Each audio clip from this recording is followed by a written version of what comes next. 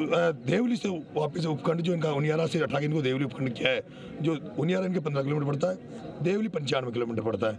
ये पूरा पंचायत का गांव, 8 गांव पंचायत में, उन सबका ये मुद्दा था। इन्होंने कहा भाई हमें वहाँ से हटा कर, तो लेकिन कलेक्टर ने हमारी अनसुनी करी और अभी तक कलेक्टर यहाँ नहीं आई है। फिर लास्टली हमने होपलेस हो गया, क्योंकि इनका ये मनसा है, इनकी ये मनसा थी नरेश मीणा यहाँ बैठा रहे, इसका वोट डिस्टर्ब हो, वातावरण गंदा हो और यहाँ का जो मतदाता 800 मतदाता है वो भी वोट नहीं डाले, क्योंकि बहिष्कार का दिन उन्होंने 3 वोट डाला के फॉर्मेलिटी कर ली थी। वही बहिष्कार नहीं है, 3 वोट डल गए जो तो ये अपने वो करना चाहते जो कर्मचारियों से डलवाए। लेकिन अब ये तय हुआ है कि जो लड़ाई हम लड़ रहे हैं उसमें वो चाहते हमसे ये थे कि वोटिंग नहीं हो, तो हमारा उनका मकसद सफल हो रहा था। ऐसे में मैंने अभी फैसला लिया है, एक सीओ साहब आए रघुवीर सिंह जी, उन्होंने कहा मैं आश्वासन दे दूं। हमने मना कर दिया, सीओ का लेवल का नहीं है, सीओ का लेवल का होता तो हम एसडीएम से बात कर लेते। हमने कहा कलेक्टर लेवल की बात है, हमने सीओ से मना कर दिया, आप आश्वासन मत दो, हमें आश्वासन की जरूरत नहीं है, हमें कलेक्टर का आश्वासन चाहिए।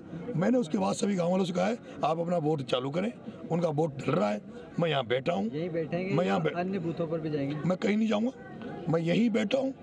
जैसे इनकी वोटिंग खत्म होगी मैं इस गाँव से मंत्रणा करूँगा। अगर ये गाँव और 8 गाँव से, जिस पंचायत में पड़ते हैं 8 गांव जिनकी ये समस्या है, और यही नहीं मोहम्मदगढ़ की भी समस्या है, उनको भी उनियारा से तोड़ के नगर फोर्ट में जोड़ दिया गया, देवली में जोड़ा। वो जितने भी गांव जो इस परेशानी में जूझ रहे हैं उनकी मैं बैठक लूँगा, और अगर ये फैसला सुनाते हैं, अगर ये आंदोलन की राह पे चलते हैं, तो मेरा तो मन है, मेरी इच्छा इनसे प्रकट कर दूंगा गाँव वालों से। मेरी इच्छा नरेश मीणा की है कि जब तक कलेक्टर यहाँ नहीं आएगी, जब तक नरेश मीणा तो अनशन पे रहेगा, यहाँ से जाके हम हाईवे पे कूच करेंगे कलेक्टर की तरफ, और उसके बाद देखते हैं कलेक्टर।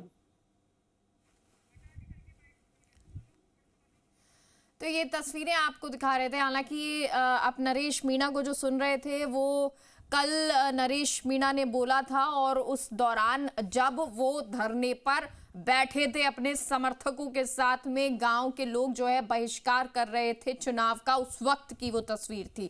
लेकिन उसके बाद शाम होते होते स्थिति बिगड़ती चली गई और ये स्थिति इस तरह से बिगड़ी। हालांकि आपको बता दें, अब अपडेट दे दें कि अब नरेश मीणा फरार है और अभी पुलिस की गिरफ्त से दूर है।